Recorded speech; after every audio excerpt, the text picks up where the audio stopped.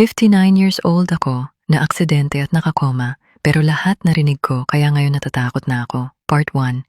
Hello Ate Ann, magandang araw sa iyo at sa lahat ng nakikinig ngayon sa confession na ibabahagi ko. Itago niyo na lang ako sa pangalang Rogelio, 59 years old. May asawa ako, 4 na anak, at lahat sila successful na ngayon at nasa Amerika.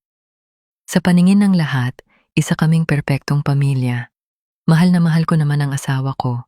Palagi kaming magkasama mag-travel sa ibang bansa at ang alam ng lahat, wala kaming problema.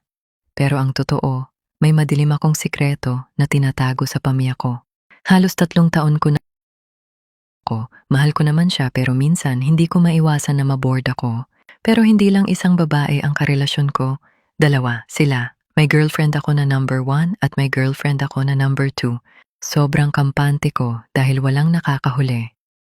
At feeling ko, magaling lang talaga akong mag-handle at mag-manage ng time para hindi magduda ang asawa ko. Akala ko, habang maingat ako, habang buhay kong maitatago ang lahat. Hanggang dumating ang araw na pinuntahan ko, SI girl number 2, siya yung bago. Doon ako nag-dinner sa apartment niya. Masaya akong umuwi, pakiramdam ko panalo na naman ako. Pero ilang minuto lang ang lumipas, nabangga ang sasakyan ko at nawalan ako ng malay. Narealize ko na lang nasa hospital na pala ako, pero ang masaklap, hindi ko maimulat ang mata ko, wala akong makita. Hindi pala ako gising, nakakoma ako. Halos 1 buwan akong walang malay, pero ang hindi nila alam, nakakarinig ako. Lahat ng usapan sa paligid ko, malinaw kong naririnig kahit hindi ako makagalaw. Narinig ko ang iyak ng asawa ko, ang dasal ng mga anak ko. Akala ko iyon na ang pinakamabigat na mararanasan ko. Pero mali ako Ate Ann. Isang araw may babaeng dumalaw. Boses pa lang, kilalang kilala ko na, si girlfriend number 1. Umiiyak siya habang hawak ang kamay ko. Paulit-ulit niyang sinasabing gumising na ako. Akala ko maawa ako sa kanya. Hanggang may isa pang babaeng dumating.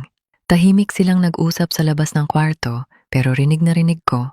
Doon nalaman ni girlfriend number 1 na may girlfriend number 2 pala ako. Biglang nagbago ang tono ng boses niya. Galit na galit siya. Sinigaw niyang, "Walang hiya ka? Naawa pa naman ako sa'yo. May isa ka pa palang babae, hindi ka na nahiya." At bago siya umalis, narinig ko ang pinakakinatatakutan kong sinabi niya.